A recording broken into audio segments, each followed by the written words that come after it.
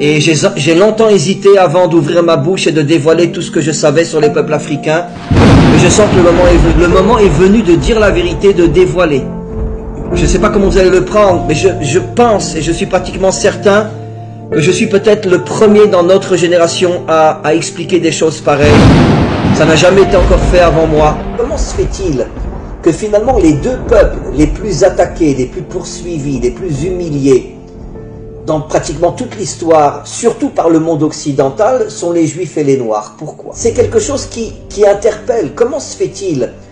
Comment c'est possible que les deux civilisations les plus méprisées, les plus humiliées, les plus poursuivies de l'histoire, parce qu'il semblerait que dans le subconscient ou même dans le conscient des dirigeants occidentaux, ils savaient que le peuple noir avait une mission. Quand tu veux savoir quelle est la mission d'un homme, regarde le mal qu'on lui fait.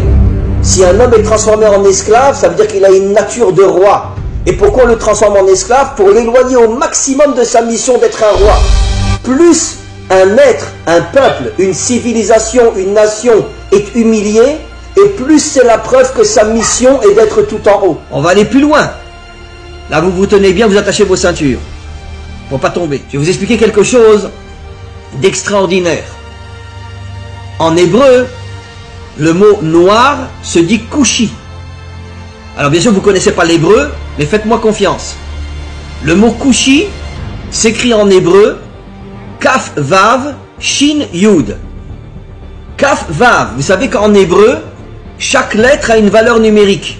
Ce qui nous permet de pouvoir faire des correspondances entre des mots différents s'ils ont la même valeur numérique. C'est un des génies de l'hébreu, de pouvoir expliquer le sens d'un mot par rapport à un autre mot qui a la même valeur numérique. Alors, les deux premières lettres du mot kushi, qui veut dire noir en hébreu, c'est Kaf Vav, qui a pour valeur numérique 26. 26 est la valeur numérique du nom de Dieu. Le nom de Dieu tel qu'il ne se prononce pas, parce qu'on attend la délivrance pour le prononcer véritablement, c'est un Yud, un Vav, un Yud, un He, un Vav et un He. Et ce nom de Dieu qui figure dans toute la Torah en hébreu a pour valeur numérique 26. Après vous avez Ku, donc Kaf Vav, le nom de Dieu, le véritable nom de Dieu dans le mot donc qui fait allusion aux Africains, aux Noirs.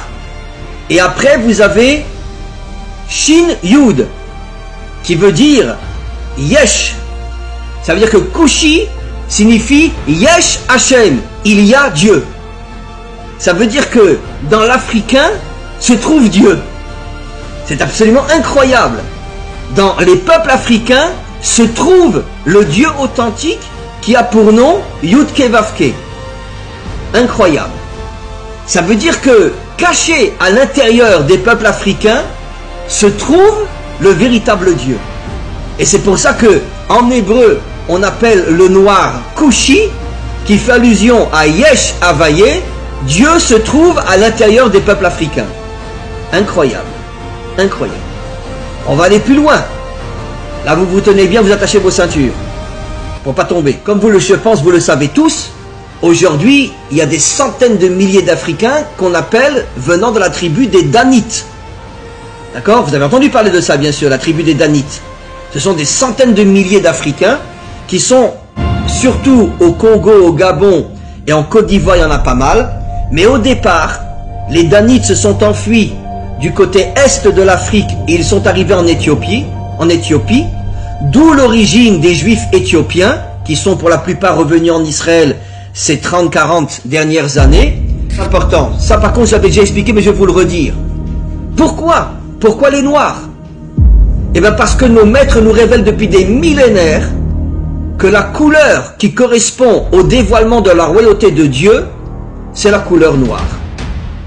Ça veut dire que vous savez que dans nos textes, chaque attribut divin, chaque qualité divine lui correspond une couleur. Par exemple, la bonté, c'est la couleur blanche. La rigueur, la dureté, c'est la couleur rouge. Et la royauté de Dieu, c'est écrit dans nos livres depuis des millénaires, c'est la couleur noire. Alors c'est absolument incroyable. Ça confirme encore ce que j'ai dit. On va aller plus loin. Quelle a été la première épouse du premier libérateur d'Israël? celui qui nous a sortis d'Égypte, quelle a été sa première épouse? Une Africaine. Pourquoi? Pourquoi Moïse?